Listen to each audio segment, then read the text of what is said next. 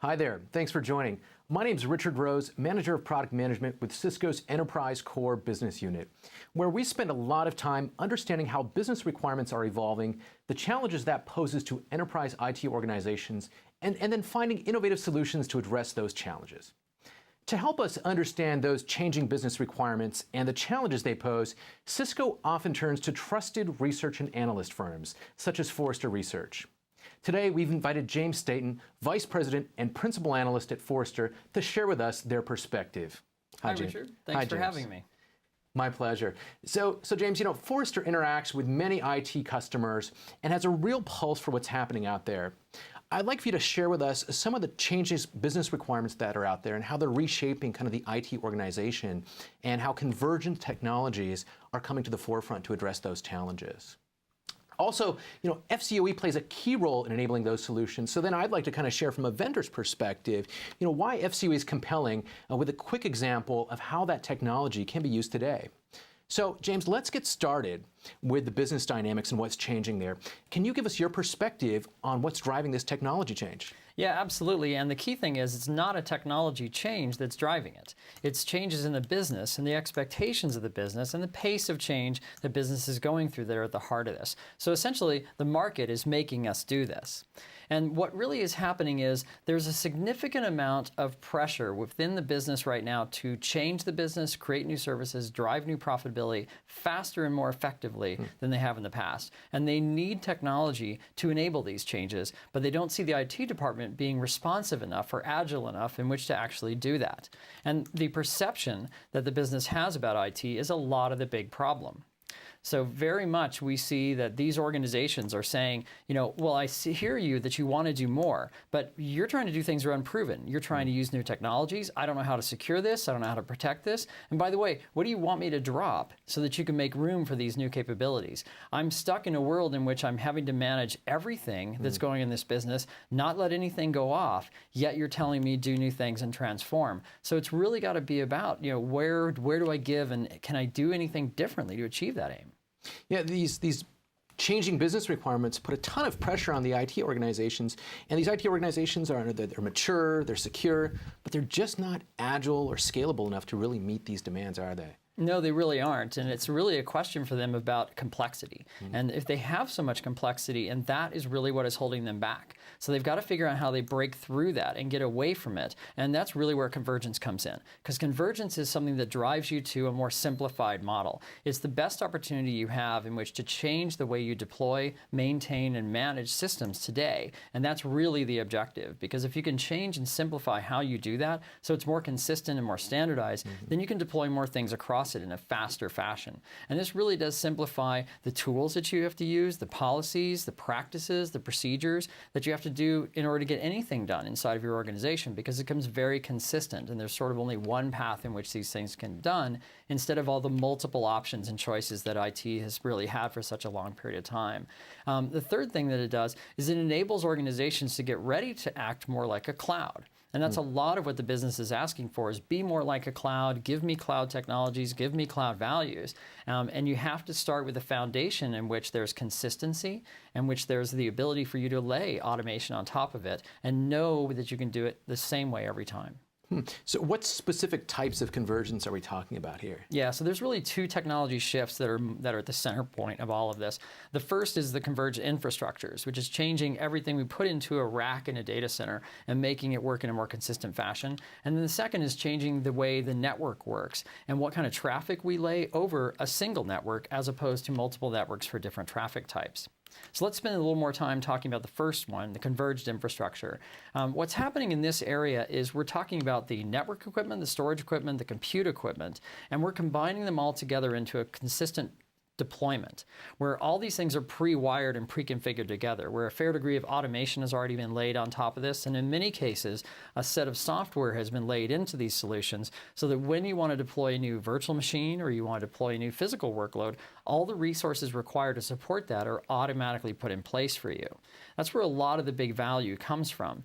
Now, when you look at these converged infrastructures, they come in multiple flavors. And sadly, the market is not consistent in how they talk about these things. So we kind of need to look at this as sort of a layer cake in a sense. At the very heart of all of these solutions are all the components we're used to, the core systems and servers and networks that make them up.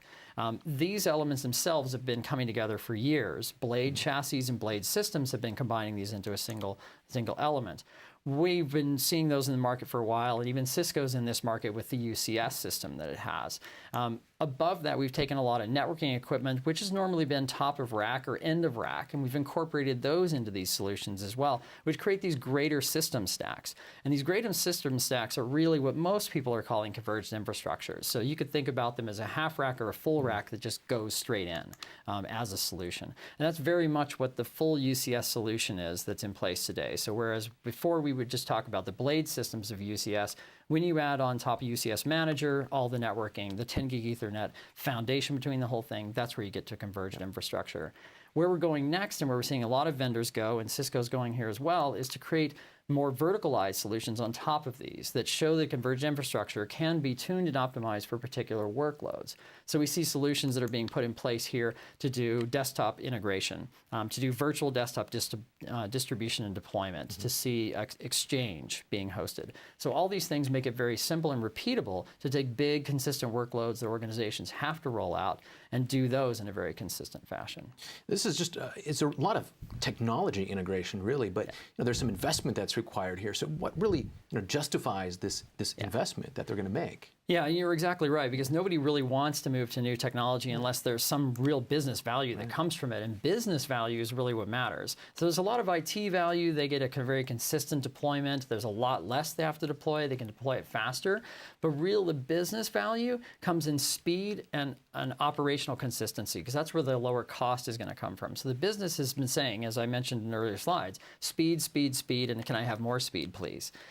The only way IT can do that effectively is if they do it exactly the same way every single time, and where all the components are working in concert to achieve those aims. So when you look at a converged infrastructure, you don't buy switches separately. You don't have a whole bunch of ports and plugs you got to figure out and configure. All that stuff is already there and wired. Same thing with the storage architecture. You make a few decisions about what type of storage you want, and they're wired in for consistent deployment. Yeah, this is pretty consistent with what Cisco's seeing and hearing from our customers as well. What are some of the key questions that you think customers should be asking as they consider the multiple options that are out there? At the heart of all the questions you should be asking is, how integrated is this? How much additional work is going to be left for me? And how well is this going to integrate with what I've already got? So if I have a Cisco network and I bring a converged infrastructure in here, is it going to work with it? If I'm using a certain management tool set for managing all my workloads and connecting to my service desk, am I going to have to completely rework all of that to incorporate these systems in? And how integrated inside is the solution? Is the storage really as tightly integrated? Are you tied in with the virtualization layer? What am I going to have to do beyond the basics to get the system really to work the way I want it to? Those are the key questions. The other thing that has to be looked at here is when you take a look at the management, what are the management metaphors that are being put in place, and how far down the chain do they actually go? So we all can say in a converged infrastructure, if I want to set up a VM, it should set up their storage, it should set up the basic VLAN for that. That's pretty straightforward. But what happens when you move these things? What happens when you move a virtual machine from one system to another? Does the network move as well? Does the VLAN get kept in place? Does the storage have its connection? What about disaster recovery? What about failover? All of those policies and procedures have configuration elements to them, and they have to move with it. And so these are subtle differences from one converged infrastructure to another that really has to be paid attention to. Let's take a look at your second point of convergence with unified fabrics. Can you tell us a little bit more about that? Sure, absolutely. So that's another area of big change that's going on. And we've talked a lot about virtualization for quite some time. But in the virtual world of networking, we know VPNs, we know VLANs, but we actually don't have virtual networks, because we all have this continuous model when it comes to networking about there's a castle. And everything goes inside the castle, the data center obviously in this case, everything goes behind the firewall and it stays there.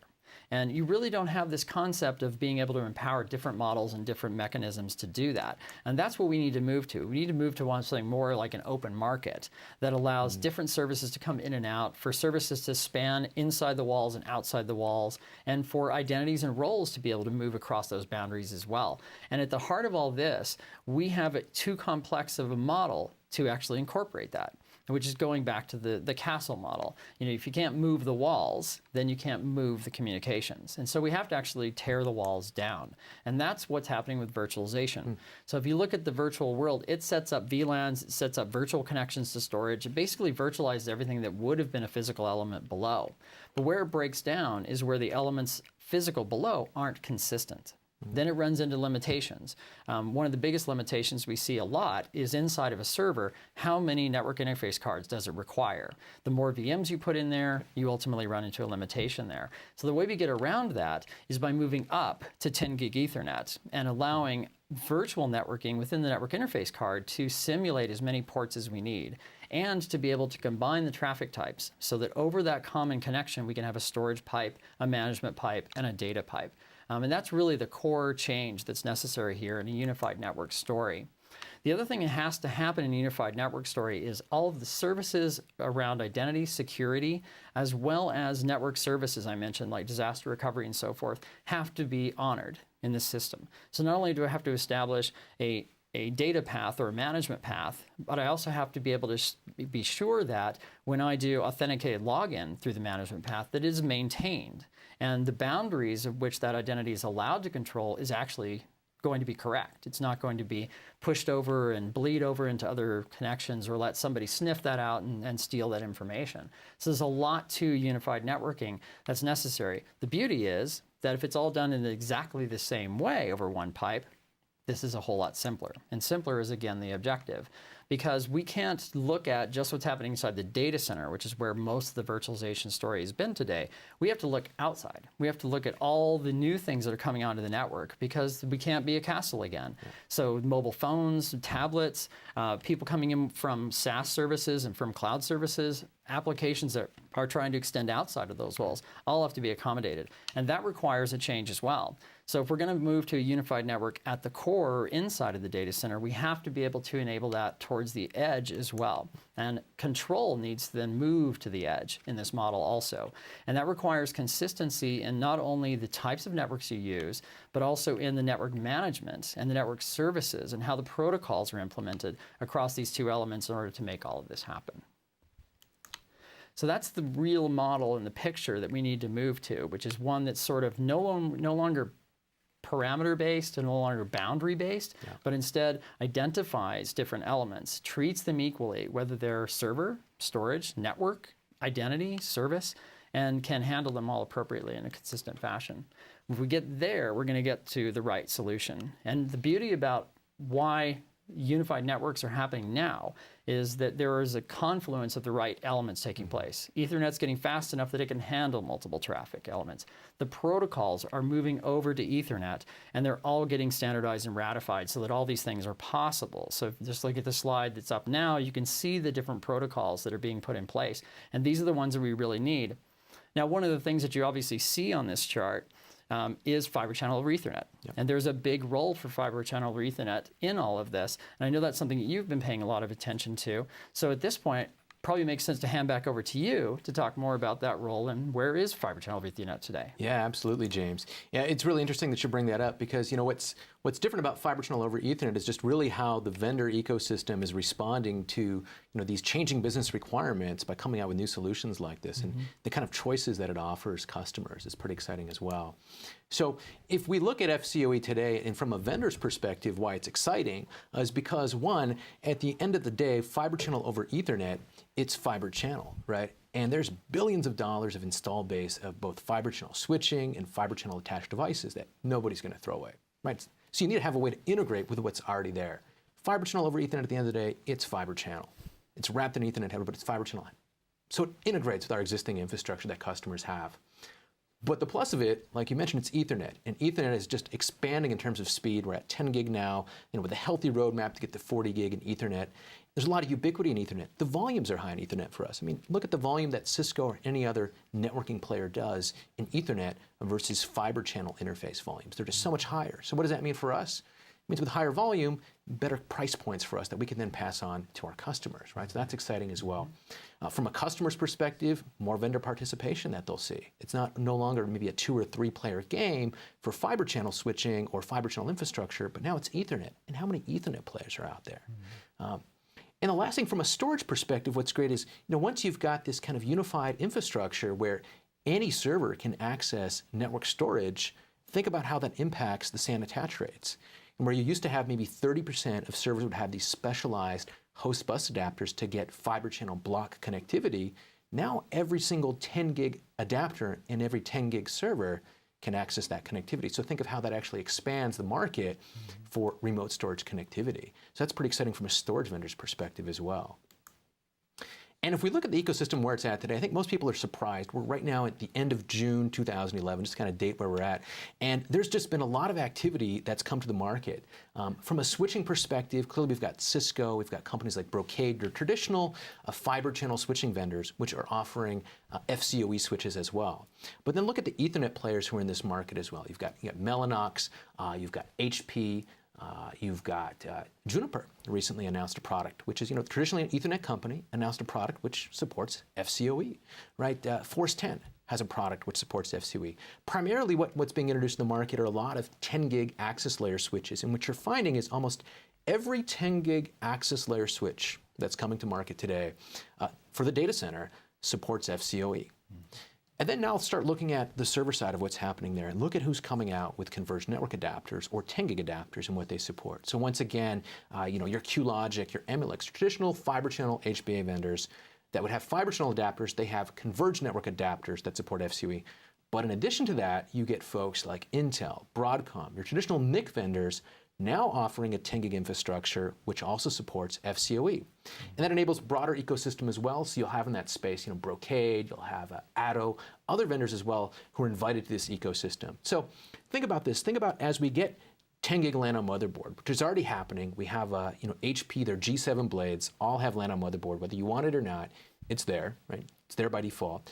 And as we move towards the later part of this year, early next year, as we see more 10 gig LAN on motherboards, everybody who's selling a 10 gig adapter card or an interface or a LOM chip, they all support FCOE.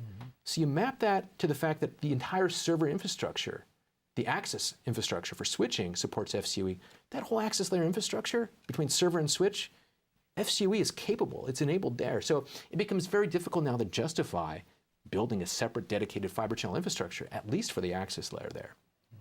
Then from the other side of the network, we got to look at the storage and what's happening there, because there are some customers who are saying, I do want to have one unified infrastructure that's all based on Ethernet, right, end to end. I want all Ethernet. So traditional fiber channel storage arrays, how that works is, we've got vendors who've been on the market, like NetApp has had an FCOE capable array for quite some time. EMC just lately announced basically a product line refresh almost, where they announced a VNX that supports FCOE. As well as VMAX supports FCOE as well. HP recently announced a new EVA platform that supports FCOE. But what's really critical here is it's not that these are FCOE arrays. These are multi-protocol arrays. And what it is, you buy an array, and you as a customer, you choose. Do you want an FCOE interface? Do you want an FC interface on the array? Do you want iSCSI? You pick the type of interface you want. They are multi-protocol arrays. And that's really what's key, is the market is moving towards multi-protocol. Ethernet and FCOE enables true multi-protocol connectivity for any storage type. And then lastly, the server side, you can buy pretty much any server you want with at least a stand-up card today that supports FCOE. And looking forward towards the end of this year, I think we'll see a lot more LAN on motherboards that are 10 gig that just by default support FCOE. So a lot of excitement in the ecosystem there. From a Cisco perspective, we've seen a healthy amount of traction as well. We've been in the market for about 3 years now with Nexus 5000 that supports FCOE. We're first to market there, now on our second generation of switches. But with that specific product itself, we have well over 5,000 customers now, 1.6 million 10 gig ports that we've shipped on that platform. And about 30% of those actually have FCOE enabled, right? So 30% of our 1.6 million ports are FCOE capable, FCOE enabled. And the great thing about this is all based on standards, right? In June of 2009, about 2 years ago now, exactly. The T11 group, which comes up with all the fiber channel standards, published FCBB5, and that's what told us in the industry how to do an FCOE connection, whether it's to a server, to a target, or even a hop by hop. It's all defined there. And what's really good about these solutions, both from Cisco and from other vendors as well, is the fact that the storage manufacturers who traditionally, tell the customer and certify these solutions in terms of, does it actually work end to end? Will this work? That's how they do it for fiber channel. They've done this for FCOE as well. So you have that same level of confidence and support in these FCOE solutions that customers are used to having in their FC solutions. So that's a great piece there, that these solutions are certified by the OSMs. Cisco recently announced multi-hop FCOE capability between our Nexus and MDS switches, so that starts to build very interesting scalable topologies that we can deliver as well. The great thing here is, once again, this is all based on standards. How we do a hop, it's defined in 2 years ago, June of 2009, VE port. We actually, from a Cisco perspective at least, the kind of scale that we can get from a multi-hop FCOE topology is the same as our fiber channel topologies, right? We support 7 hops for fiber channel. We support 7 hops for FCOE. We support 10,000 devices for fiber channel, 10,000 devices for FCOE. And the reason why is because at the end of the day, FCOE is fiber channel, right? From a switching perspective, we're switching fiber channel. That's how we treat this. And we can also preserve some of the operational model, actually all of the operational model that customers are used to having in fiber channel networks. One of the basic principal designs of having a fabric A and a fabric B, you can preserve that even with an FCOE topology, multi-hop FCOE topology. And as I mentioned, the great thing about FCOE is that it integrates with existing FC environments. So whether it's you have an existing install base or a network built on Cisco MDS fiber channel switches or Brocade fiber channel switches or any other vendor's fiber channel switches, you can take a Cisco converged network and connect it to that existing fiber channel infrastructure. It just integrates at the end of the day because it's really fiber channel.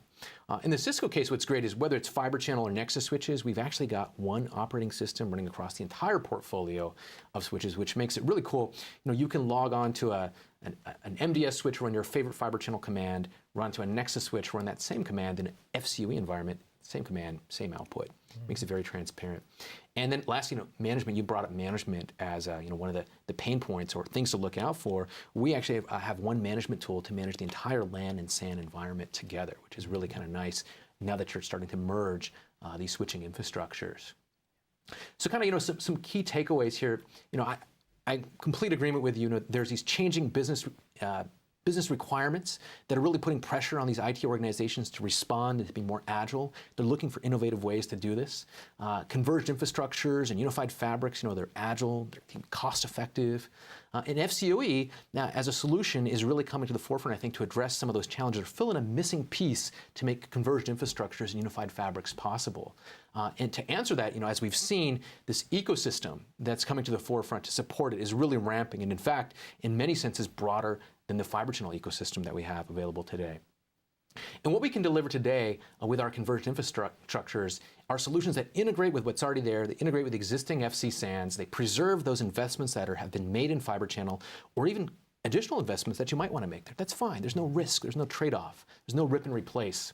And the type of topologies that we can build, the type of infrastructures that we can build with converged infrastructures are really today fully scalable, they're highly available, and you can troubleshoot them and monitor them like you'd troubleshoot and monitor your existing infrastructures, whether they're LAN or SAN. Mm-hmm. So, James, from Forrester's perspective, kind of to wrap it up, I'd like to get your perspective, your final thoughts here on really for enterprise IT shops that are approaching this transformation, where's the right place for them to start? Well, you want to start in sort of safe zones where you can understand and really see where there are nuanced differences. Because you're right, most of this stuff will work with your existing legacy equipment. It will integrate with it. Even the legacy management will integrate. But you will have some things that will be different. There's some small nuances, but there'll also be organizational changes you have to deal with and procedures and processes you want to automate. So start somewhere small that's not going to be mission critical, that if it falls over, the whole organization will say, look, there goes IT again, screwing up. Pick some place that's fairly safe and small. Test and dev is good. New projects are good. Anywhere that there's significant pressure from the business to move forward is a good place to get started. Once you've understood those metaphors, those nuances, the way things work in this converged world, now you can start expanding, and you can expand sort of concentrically from there. What's in phase 2 to incorporate into this, and then over time, just as you did with consolidation, just as you did with 10 gig Ethernet when you first brought it in, you can start to make it more ubiquitous as you spread it across the organization. So that's the best place to go. Secondly, you've got to pay attention to the organizational changes that will happen through this. When we talk about converging storage and networking, whether it's over fiber channel Ethernet or over any other kind of technology, there is a shift in power that takes place. There's a shift in role that these people have. Before, the storage guys controlled everything through the storage network. Now they're going to have to control storage policies on a shared network. And those issues internally have to be dealt with. Provide these people the proper career paths. That's what's going to allow them to go forward from here. I think that's wonderful advice for any IT organization looking towards converged infrastructures or unified fabrics to address some of the business challenges that they're faced with today. Really, really good. These solutions can dramatically reduce IT complexity, provide agility and scale, yet be integrated with their existing IT infrastructures. And there is certainly no shortage of vendors offering support for converged technologies like FCOE. So really, at the end of the day, both as IT professionals and vendors, we simply can't ignore the fact that businesses are under tremendous pressure to be more agile and responsive, and they just need their IT organizations to keep up. To learn more about Cisco's unified fabric and FCOE solutions, please visit us online at www.cisco.com/go/unified-fabric, and one more important URL, www.cisco.com/go/FCOE. Thanks a lot for watching.